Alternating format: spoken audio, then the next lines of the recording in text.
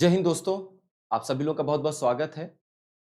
Lower PCS का exam मात्र 1.5 महीने दूर है और कंप्यूटर में जो हमारी सीरीज़ होगी, जो मोस्ट इम्पोर्टेंट टॉपिक हैं जिनको समझने में बहुत कठिनाइयों का सामना करना होता है या फिर वो बहुत कॉन्सेप्चुअली स्ट्रॉन्ग होना चाहिए आपको या फिर वो एग्ज़ाम के लिए मोस्ट इम्पोर्टेंट है, लेकिन थोड़ा-सा टेक्निकल है। इन सारे टॉपिक्स को हम लोग लोअर पीसीएस पहले कवर करने की कोशिश करेंगे। जिससे हर तरह के कैंडिडेट्स चाहे वो पेड कैंडिडेट्स या फिर जो फ्री में यूट्यूब पे हम जुड़ रहे हैं, सभी को उसका फ़ायदा पहुँचे। तो इसके साथ-साथ हम लोग हिंदी और कंप्यूटर के अलावा यूपी को भी देखेंगे। लेकिन फ़िलहाल आज जो है वो हम लोग जिस टॉपिक को कवर करने वाले हैं वो है ऑपरेटिंग सिस्टम। पार्ट 1 ये ऑपरेटिंग सिस्टम और उसके बाद जो है वो हम लोग आगे की जो नेक्स्ट वीडियो में कवर करेंगे। तो हम लोग ऑपरेटिंग सिस्टम को पढ़ें उसके पहले हमें ये समझना पड़ेगा कॉन्सेप्ट के तौर पे कि ऑपरेटिंग सिस्टम है क्या? आखिर ऑपरेटिंग सिस्टम पे जब क्वेश्चन बनता है तो हमारा कॉन्सेप्ट कैसे क्लियर होना चाहिए। ऑपरेटिंग सिस्टम की हम लोग बात करें, इसकी शुरुआत आपको करनी पड़ेगी अपने प्रैक्टिकल चीज़ों से। प्रैक्टिकल चीज़ों से कि जैसे आपके पास मोबाइल है, मोबाइल में आप यूज़ करते हैं उसे, आपको फेसबुक ऑन करना है, गूगल क्रोम ऑन करना है, कुछ भी यूज़ करना है। तो आप क्या हो गए यूज़र यानी कि उपयोगकर्ता।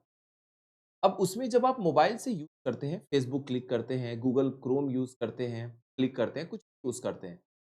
तो आपकी बातें हैं, आपको क्या चाहिए उस कंप्यूटर से, उस मोबाइल से, वो डायरेक्ट हार्डवेयर तक बात नहीं पहुँचती। तो यानी कि ये है यूज़र, उपयोगकर्ता और इनको फेसबुक चलाना है, एफबी चलाना है। तो मोबाइल में आपके एक एप्लीकेशन बना होगा फेसबुक का। अब फेसबुक का जो एप्लीकेशन बना हुआ है, जब आप इसको क्लिक करते हैं यूज़ करने के लिए, तो यहाँ पर जो आपका अंदर मान लीजिए हार्डवेयर है, हार्डवेयर को जो भाषा समझ में आती है, वो भाषा ये नहीं है कि आपने क्लिक किया और डायरेक्ट जो है हार्डवेयर आपको रिज़ल्ट दे देगा, आउटपुट दे देगा कि फेसबुक खुल गया या गूगल क्रोम ओपन हो गया। तो बीच में कोई ऐसा मध्यस्थता करने वाला एक व्यवस्था होगी, इंटरमीडिएरी सिस्टम होगा, जो आपकी बात को हार्डवेयर तक पहुँचाए और आपको जो भी डिज़ायर्ड रिज़ल्ट है, आपको जो भी आउटपुट चाहिए, वो आके आपको वापस दे दें। तो यहाँ जो ये बीच में व्यवस्था है, इसी को ही हम लोग ऑपरेटिंग सिस्टम का नाम देते हैं। ऑपरेटिंग सिस्टम है क्या? ऑपरेटिंग सिस्टम ये समझ में आया, एक है यूज़र उपयोगकर्ता जिसको कोई एप्लीकेशन चलाना है मोबाइल में या फिर लैपटॉप पे कुछ चलाना है और हार्डवेयर जो है वो कंप्यूटर का इंटरनल वो पार्ट है जिससे वो कंप्यूटर का सिस्टम।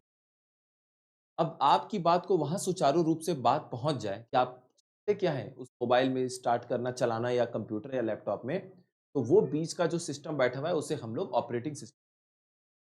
तो अगर हम लोग ऑपरेटिंग सिस्टम को डेफिनिशन के हिसाब से समझें, तो ऑपरेटिंग सिस्टम हमारा क्या बोलता है? An operating system is the system software. System software यानी कि ये सॉफ्टवेयर जो है वो सिस्टम में इंस्टॉल्ड है, जो आपकी मदद करने के लिए, जो फेसबुक है, जो इंस्टाग्राम एप्लीकेशन ऐप है, कोई भी ज़ोमैटो, स्विगी आप यूज़ करना चाहते हैं या फिर गूगल क्रोम है।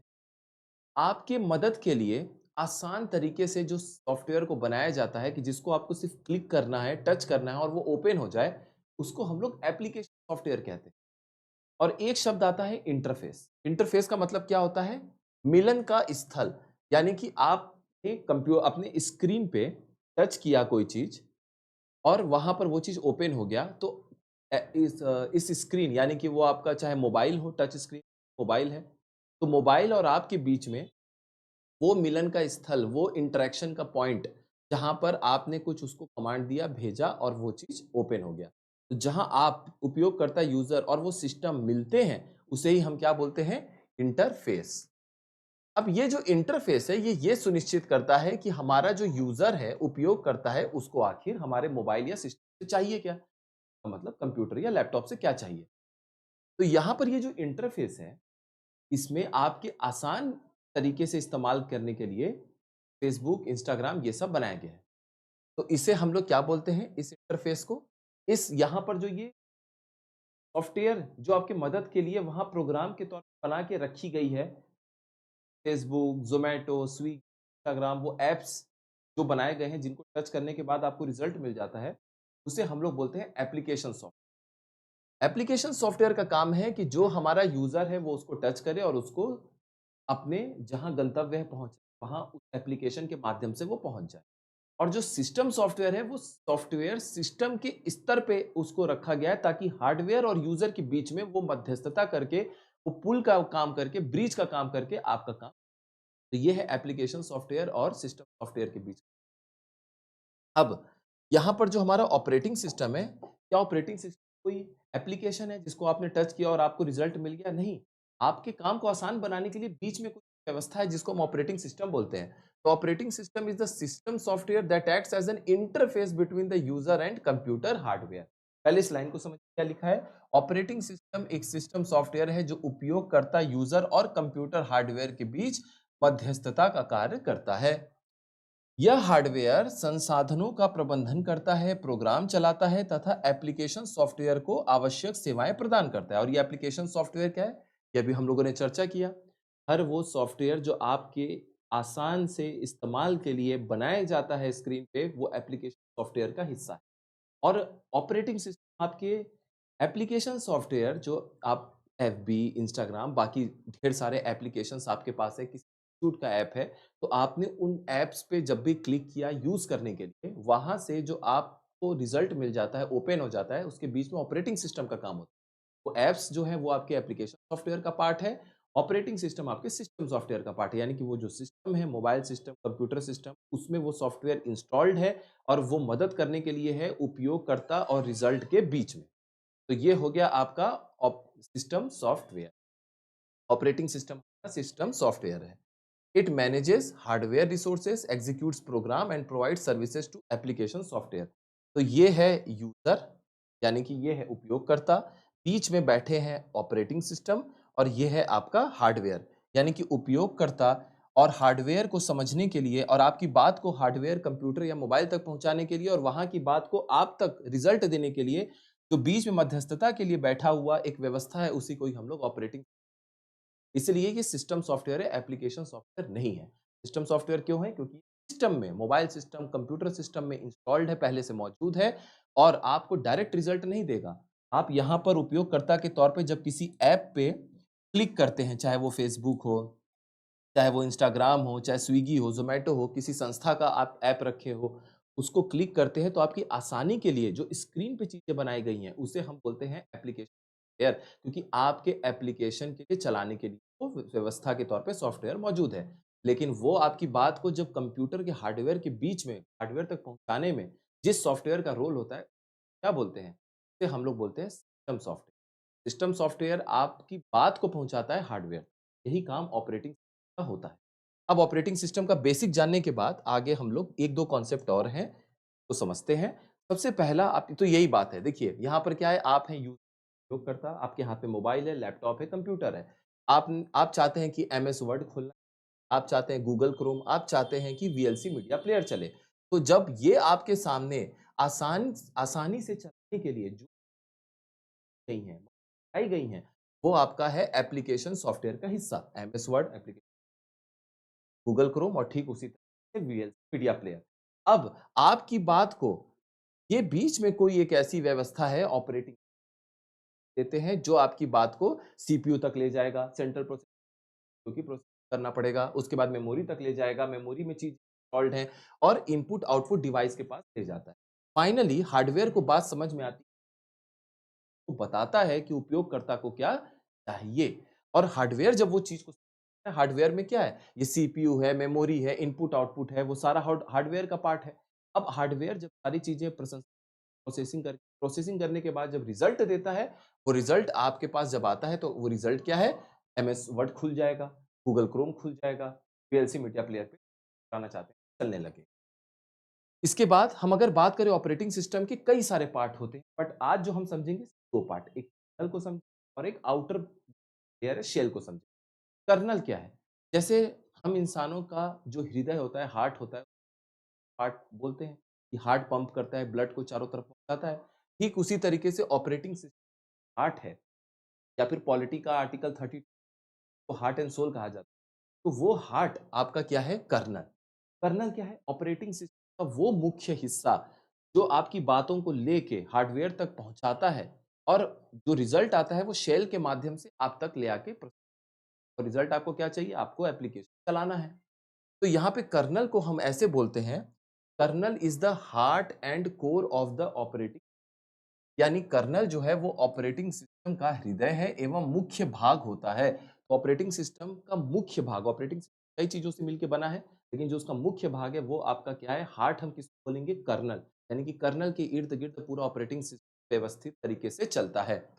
It is the first part of the operating system loaded into the main memory during booting and remains in the memory as long as the computer is running। यानी यह booting के समय सबसे पहले main memory में load होता है तथा कंप्यूटर चालू रहने तक वहीं रहता है। अभी हम बूटिंग लास्ट में देखेंगे क्या होता है। बूटिंग जब आप अपने लैपटॉप को, कंप्यूटर को ओपन करते हैं, चालू करते हैं, तो उसमें कुछ प्रोग्राम चलना शुरू होता है, क्योंकि चूंकि वो बंद है, अब आप उसको चालू कर रहे हैं।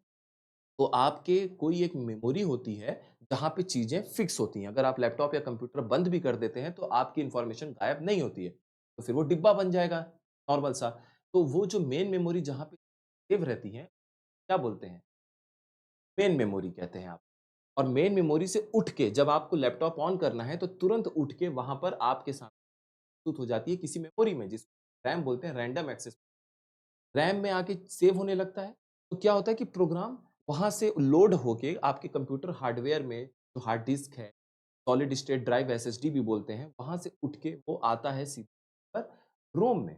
रोम साइड में आता है, रीड ओनली मेमोरी में, और वहाँ पर वो क्या होता है, वो प्रोग्राम को फेच करता है। फेच करने का मतलब आके यहाँ रख देना। वो टेक्निकल भाषा में फेच कहते हैं।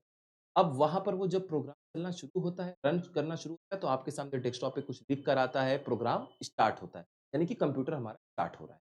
सिंपल सी भाषा में हम बात करें, तो ये सीधे क्या करता है, अब उसी को ही, इसी प्रक्रिया को हम क्या बोलते हैं? बूटिंग बोलते हैं। तो ये जो हमारा मेन आपका कर्नेल है, ये CPU, RAM, storage, input-output device सभी का प्रबंधन करता है। सीपीयू सही से काम कर रहा है, जो हम इन्फॉर्मेशन यूज़र उपयोगकर्ता चाहता है वो मेन मेमोरी तक पहुँचा कि नहीं, सीपीयू फंक्शन करे सही से, हर चीज़ को देखने वाला जो मैनेजर है वो आपका कर्नेल है।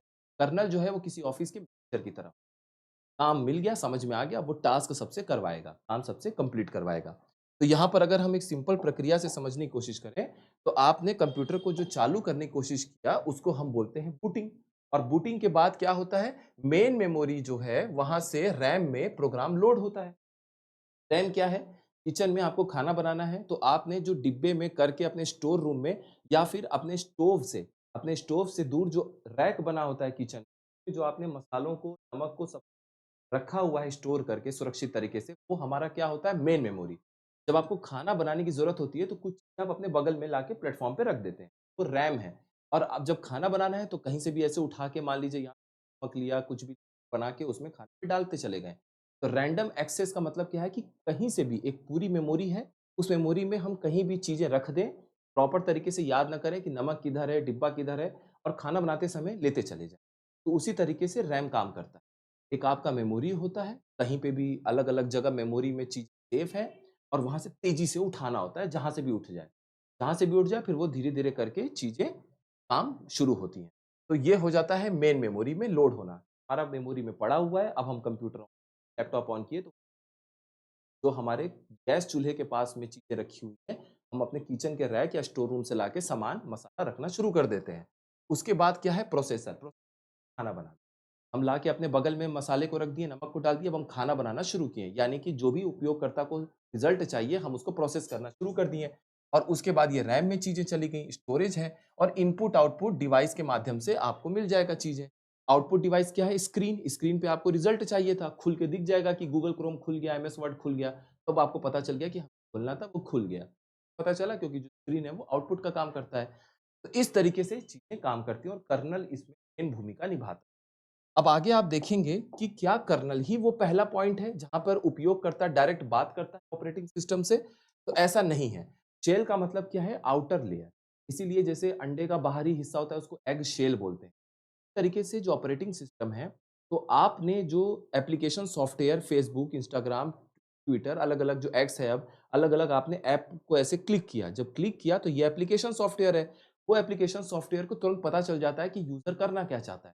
तो जहाँ पे पहली इन्फॉर्मेशन पता चलती है ऑपरेटिंग सिस्टम को, वो आपका शेल होता है। इसीलिए लिखा है, shell is the interface between user and kernel. यानी शेल क्या है? उपयोगकर्ता और कर्नेल के बीच में इंटरफेस है। और इंटरफ़ेस क्या होता है? मिलन का स्थल। 2 नदियों का मिलन का स्थल है, संगम होता है, तो आपका और मशीन का जहाँ पे संगम है, आपने स्क्रीन को टच किया, तो आपने सबसे पहले जहाँ पे उस मोबाइल को बताया कि आपको क्या करना है, तो वो स्क्रीन है। स्क्रीन के पास में क्या है? ऐप है, ऐप को आपने एप्लीकेशन सॉफ्टवेयर बोला। तो जहाँ आपने उसको टच किया, वो आपका इंटरफ़ेस कहलाता है। यहीं से अब आपकी जो बातें हैं, वो कंप्यूटर, वो लैपटॉप, डेस्कटॉप जो भी है, मोबाइल है, वहाँ जाना शुरू हो जाता है। उसे हम इंटरफ़ेस बोलते हैं। अब डेफिनेशन क्या है? Shell is the outermost layer of the operating system that acts as an interface between the user and the kernel. Simple भाषा में हम बात करें तो शेल जो है वो ऑपरेटिंग सिस्टम सबसे बाहरी परत है जो उपयोगकर्ता यूजर और कर्नल के बीच इंटरफेस का कार्य करती है। तो यानी ऑपरेटिंग सिस्टम को हम अगर मोटा मोटी समझ, उसका एक बीच में धरती की तरह कोर हिस्सा है जो हम कोर पढ़ते हैं, वो कर्नल है। और बाहरी जो भूपरपटी जिसे हम अर्थ क्रस्ट बोलते हैं, वो हमारा शेल है। तो आउटर मोस्ट शेल हम लोग पढ़ते हैं अर्थ का, क्रस्ट बोलते हैं। तो सबसे बाहरी परत जो होती है धरती की, उसको भूपर्पटी क्रस्ट बोलते हैं। और बीच में जो कोर है वो कर्नल है। तो क्रस्ट को पता चल गया कि वहां पर उपयोगकर्ता को, यूजर को क्या करना है, और वो तुरंत इंफॉर्मेशन कर्नल तक पहुंचाया। कर्नल और शेल ये मिलकर ऑपरेटिंग सिस्टम का हिस्सा है जो कि हार्डवेयर को बताते हैं कि यूजर को क्या चाहिए। अब एक बात, सवाल ये उठता है कि जब आपका ओपन हो गया ऐप या आप ऐप को चला रहे हैं, तो वो आपका आउटपुट है, क्योंकि इनपुट आपने क्या दिया था? ऐप को चालू करना। तो ये कौन बताता है? कर्नल बताता है कि शेल बताता है? कर्नल जब साब सबसे काम करवा लेता है, तो वो इन्फॉर्मेशन शेल के पास भेज देता है, सबसे बाहरी परत के पास, कि यूज़र को बता दीजिए कि उनका ऐप चालू हो गया। और शेल के माध्यम से आपको पता चलता है कि आपका एप्लीकेशन चल रहा है, कि ऑन हो गया, कि बंद करना। तो यह उपयोगकर्ता द्वारा दिया गया टेक्स्ट कमांड या माउस क्लिक को स्वीकार करता है। तो आप माउस से जहाँ पे क्लिक करेंगे वही आपका इंटरफेस है, मिलन का स्थल है मोबाइल, डेस्कटॉप या लैपटॉप के साथ। और अगर टच करेंगे डायरेक्ट मोबाइल को, तो वो इंटरफेस मिलन का स्थल हो जाएगा। तो जो मिलन का स्थल है, सबसे पहले सिस्टम सॉफ्टवेयर के साथ, ऑपरेटिंग सिस्टम सॉफ्टवेयर क्यों है? वो सॉफ्टवेयर आपके मोबाइल या डेस्कटॉप में इंस्टॉल्ड है। और वहां से आप जो है, सिस्टम के इसलिए है क्योंकि आपकी बात डायरेक्ट नहीं वो पहुंच रही है, आपकी बात जो पहुंची उसको वो प्रोसेस कर रहा है। क्योंकि वो सिस्टम के तौर पे काम कर रहा है, वो कंप्यूटर को समझा रहा है कि इनको क्या चाहिए। और जहाँ पे डायरेक्ट आप यूज़ करते हैं वो एप्लीकेशन सॉफ्टवेयर। तो यही कुल मिला के बात है। तो आप जब भी क्लिक करते हैं, जब भी आप इंटरैक्ट करते हैं, तो ऑपरेटिंग का बाहरी हिस्सा शेल होता है, अंदर का हिस्सा कर्नल होता है, आउटपुट जो दिखाया जाता है वो शेल के माध्यम से आप तक दिखाया। तो यही शेल की भूमिका है। तो शेल की जो भूमिका है वो यही है, कमांड को, यूज़र से कमांड लेना, यूज़र से इनपुट लेना, कमांड को समझना, इंटरप्रेट करना, कमांड को कर्नल तक भेजेगा क्योंकि कोर है, तो sends the command to the kernel. Kernel द्वारा कार्य निष्पादित होता है, यानी कि kernel executes the task and परिणाम आउटपुट को यूजर को दिखाने का जो काम होता है वो शेल की माध्यम होता है, क्योंकि यही शेल की भूमिका है जो कि यहाँ लिखा हुआ है। तो यही है कुल मिला के बात। अगर हम इसको फ्लो चार्ट में समझें, सबसे पहले क्या हुआ यहाँ पे? टेक्स्ट या कमांड, टेक्स्ट कमांड आपने लिखा या माउस से आपने क्लिक किया, वो सीधा किसके पास गया? कमांड स्वीकार हुआ या उसको इंटरप्रेट करने का काम यहाँ शेल के पास पहुंचा। आप हैं यूजर, शेल ने तुरंत कर्नल को बताया कि सर यूजर का ये मतलब है, उसको ये काम चाहिए। और कमांड को प्राप्त कर कार्य जो निष्पादित करना या फिर कार्य को कम करने का काम किसका होता है? कर्नल का। कर्नल आउटपुट तैयार करवाता है, ये आउटपुट परिणाम जो कि यूजर को दिखना चाहिए, वो तुरंत किसको पास जाता है? शेल के पास जाता है, और शेल के माध्यम से आप तक पहुंचता है कि आपका ऐप चल रहा है, बंद हो गया या फिर चालू हो गया। तो ये कुल मिला के शेल कर्नल के बीच में रिश्ता है और शेल और कर्नल के बीच में काम है। और लास्ट में हम बूटिंग देख लेते हैं। बूटिंग जो है वो क्या है? Process of starting a computer. Simple भाषा में हम अगर एक लाइन में अगर हमें कॉन्सेप्चुअल तरीके से समझना हो, यानी कंप्यूटर को स्टार्ट करने की, शुरू करने की जो प्रक्रिया है वो आपका बूटिंग कहलाता है। Booting is the process of starting a computer and loading the operating system files from the secondary memory, hard disk, RAM to the primary memory. यानी सिंपल भाषा में क्या लिखा हुआ है कि बूटिंग एक ऐसी प्रक्रिया है जिसमें जब आप कंप्यूटर को चालू करते हैं, तो ऑपरेटिंग फाइलें पड़ी होती हैं आपके मेन मेमोरी में, यानी कि आपकी जो ऑपरेटिंग सिस्टम की फाइल है वो आपने स्टोर करके किचन में रख, मतलब किचन के रैक पे कहीं दूर रखा है, या तो स्टोर रूम में आपने सामान को रखा है, मसाले को रखा है सुरक्षित तरीके से। अब आपको जब प्रोसेसिंग करना है, खाना बनाना है, तो वहां से आप उठ के उसको अपने किचन के प्लेटफॉर्म पे लाते हैं, रैम के पास लाते हैं, और वहां से फिर आप काम करना शुरू करते हैं, खाना बनाते हैं, तो प्रोसेसिंग कहलाता है। तो ये है बूटिंग का काम। तो बूटिंग में क्या होता है? रैम है, रैम में जो फाइल्स है ऑपरेटिंग सिस्टम की, वो आपके जो परमानेंट मेमोरी है वहां लोड हो रही है, वहां से उठा के यहाँ रख, बाहर से रैक से या फिर स्टोर से लाके खाना को किचन किचन के रैक पर मसाले या नमक को हम लाके रख रहे हैं, क्योंकि खाना बनाना है, प्रोसेसिंग। तो यही कुल मिला के बात है। अगर हम स्टेप वाइज़ एक बार में समझें, तो यहाँ पर लिखा हुआ है कि सबसे पहले आप बटन प्रेस करेंगे, आप डेस्कटॉप या कंप्यूटर या अपना लैपटॉप ऑन करेंगे। ऑन करने के बाद यहाँ पर ये जो बायोस है, बेसिक इनपुट आउटपुट सिस्टम, इसके बारे में हम नेक्स्ट लेक्चर में समझेंगे, तो वहाँ कुछ वो अपना काम करेगा। फाइल्स जो है ऑपरेटिंग सिस्टम की, वो आपके हार्ड डिस्क जो सेकेंडरी मेमोरी है, वहाँ से वो लोड होके आएगी। वहाँ से लोड होके आएगी तो कहाँ आएगी? प्राइमरी मेमोरी यानी कि रैम में आएगी। ऑपरेटिंग सिस्टम काम शुरू करेगा और अचानक से डेस्कटॉप पे आपको ये विंडोज़ बन के दिख जाएगा, यानी कि सिस्टम अब रेडी है, कंप्यूटर रेडी है इस्तेमाल होने के लिए। पहले वो बंद था, अब इस्तेमाल होने के लिए रेडी है। ये पूरी प्रक्रिया बूटिंग का प्रक्रिया कहलाता है, बूटिंग प्रोसेस कहलाता है। यही कुल मिला के चीज़ है। अब 2 तरह की बूटिंग है, जो आपको पता होना चाहिए और उसके बाद आज का जो हमारा लेक्चर है वो कंप्लीट हो जाएगा। देखिए 2 तरह की बूटिंग होती है। पहला, कंप्यूटर जो है वो पूरी तरीके से बंद है, पावर ऑफ पड़ा हुआ है। अब कंप्यूटर स्टार्ट होना शुरू हुआ, लैपटॉप स्टार्ट होना शुरू हुआ, तो इसे हम क्या बोलते हैं? Cold booting. कोल्ड बूटिंग क्यों? सिस्टम बंद पड़ा हुआ है, ठंडा पड़ा हुआ है, हम उसे अब चालू कर रहे हैं। एक होता है वार्म बूटिंग, यानी कि कंप्यूटर पहले से तो ऑन है, अब आप रीस्टार्ट कर रहे हैं। कि कहीं न कहीं आपने उसको क्या किया था? स्लीप मोड में रखा हुआ था, पड़ा हुआ था। स्टार्ट है बट वो स्लीप मोड में कहीं पड़ा हुआ है, अब उसको रीस्टार्ट कर रहे हैं। प्रोग्रामिंग जो है वो बैकग्राउंड में कुछ न कुछ चीज़ें चल रही थी, पूरी तरह से बंद नहीं था। रीस्टार्ट जब करेंगे, तो यहाँ पर एक आप कभी ये इसको देखेंगे control plus alt plus delete, ये विंडोज़ के पास जाके कंट्रोल ऑल्ट प्लस डिलीट आप जब कभी जाकर देखेंगे, तो वहाँ पर 4-5 ऑप्शन आता है। और उस ऑप्शन में आप जाके देखेंगे कि कभी अपनी फाइल्स को आपको सिक्योर्ड रखना हो, जैसे आप आपकी सारी डाउनलोड्स पीछे चल रही हों, आपके ऐप्स खुले हों, फेसबुक, इंस्टाग्राम, व्हाट्सएप, और आप चाहते हैं कि कभी कहीं आप 10 मिनट के लिए जा रहे हैं और कोई आपके उस सिस्टम को देखे ना, तो आप क्या कर सकते हैं? विंडोज़ के पास जाके control plus alt plus delete click करिएगा, 5 ऐसे बनकर आ जाएगा, तो उसमें फ़ाइल को आप छोड़ सकते हैं, सेव कर सकते हैं लॉगिन आईडी पासवर्ड के साथ।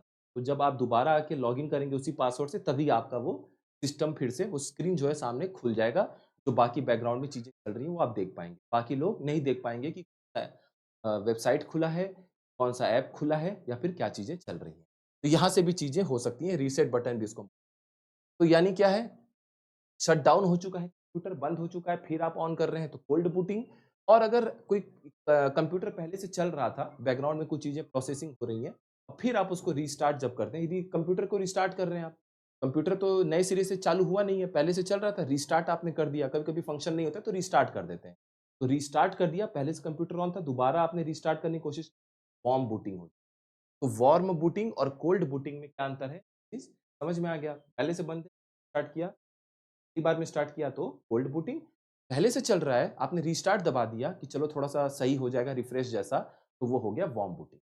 बस यही दोनों में अंतर होता है। बूटिंग का प्रोसेस हम लोगों ने समझ लिया और यही है कुल मिला के चीज़। बूटिंग क्या है, सारी चीज़ें क्या है, ऑपरेटिंग सिस्टम का बेसिक क्या है वो हम समझ गए। नेक्स्ट पार्ट में थोड़ा-सा हम डिटेल ऑपरेटिंग सिस्टम के अंदर और जाएँगे। 2 लेक्चर में ये जो जितनी भी चीज़ें पढ़ी हैं, वो सब आपके काम आएँगी एग्ज़ाम में, कॉन्सेप्चुअल तरीके से कोई भी क्वेश्चन पूछा जाता है इस टॉपिक। तो अच्छे से आप लोग रिवाइज़ करिए। मिलते हैं हम लोग नेक्स्ट इन्फॉर्मेटिव लेक्चर में। आप सभी लोग का बहुत-बहुत धन्यवाद।